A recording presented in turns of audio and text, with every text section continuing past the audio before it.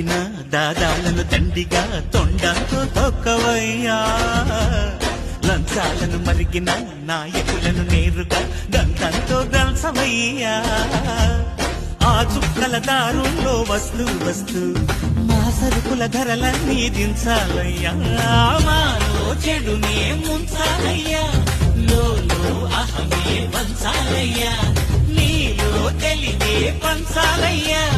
ఇంతకు మించి కోరేందుకు లేదు దురాశ గణపతి